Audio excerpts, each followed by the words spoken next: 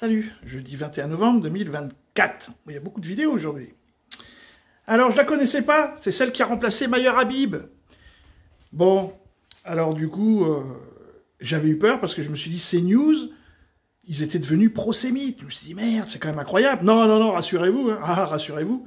Ça a duré juste le temps de Netanyahou, là, et puis, comment il s'appelle, là, Boualen Sensal. Hein. Sinon, et puis aussi la nana qui s'est fait agresser, là. Mais non, non, ils sont revenus dans leur, dans leur idéologie. Alors, on va écouter. Bon, bah, les gens de la LFI, hein, vous savez ce que vous avez à faire. Proposition de loi visant à lutter contre les formes renouvelées d'antisémitisme. Donc il lie aujourd'hui l'antisémitisme à la haine d'Israël, qui n'est absolument pas une interdiction de la critique de la politique israélienne. La critique de la raison pure. Trois axes, apologie du terrorisme, appel à la destruction d'un État et renforcement de la loi Guessot.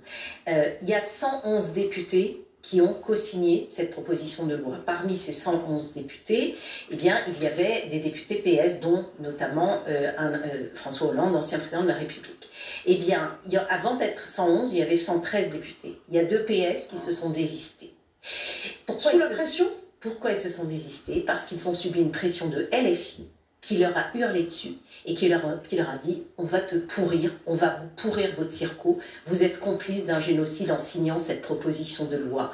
Et ça dit tellement qu'aujourd'hui LFI est devenu le premier parti antisémite de France, est devenu le complice objectif des islamistes et porte une immense responsabilité. Et la responsabilité du PS aujourd'hui est immense face à l'absence de cordon sanitaire qui justement n'est pas mis. Olivier Vial. Ah là là, elle est belle la liberté d'expression. Comment il disait hier là c'était, je vous avais mis la vidéo là. Bauer.